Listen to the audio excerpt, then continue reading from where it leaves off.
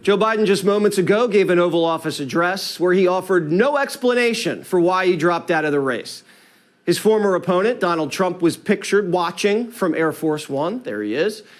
Here now, Trump campaign press secretary Caroline Leavitt. Caroline, what'd the former president say about Biden's farewell address?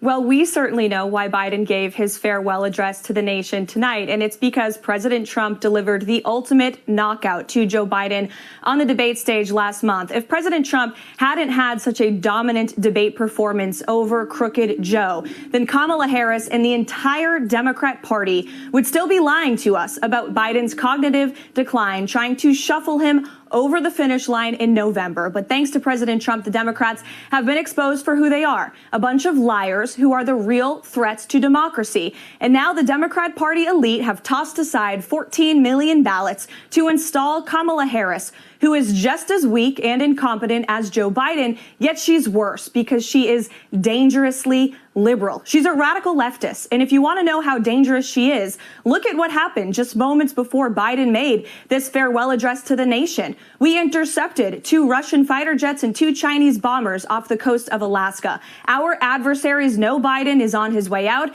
and they are laughing at the chance to take advantage of lying Kamala. The only way we stop this mess is to re-elect President Trump. The American people know it, and that's why he's leading not just Joe Biden, but of course Kamala Harris too, in nearly every single poll right now.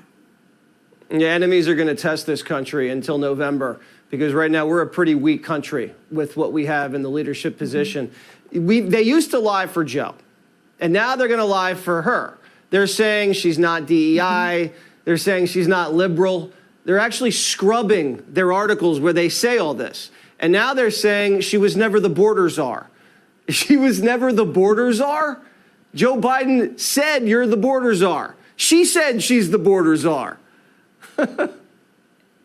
And the outlets that are saying she wasn't the border czar reported themselves that she actually was the border czar. They're actually going back and scrubbing their own articles. They are throwing their own journalists under the bus. This is what we see in communist China and in North Korea. It is Orwellian. But yes, we are going to see the mainstream media do the bidding of Kamala Harris. They are desperate for the Democrats to cling to power because they know that President Trump is not going to tolerate fake news when he's back in the White House. He's not going to tolerate a wide open border and illegal immigration invasion with terrorists and criminals all over this country, which Kamala Harris has directly overseen. She is going to try and run from Joe Biden's policies, but she can't because she has enabled Joe Biden in every single one of his disastrous policies. And if she's given power for another 4 years, she'll take it a step further. She wants to decriminalize illegal immigration. She wants to abolish ICE, an agency that we need now more than ever. Again, the only way we're going to secure the border and bring law and order back to this country is by electing one man, and his name is Donald Trump. The media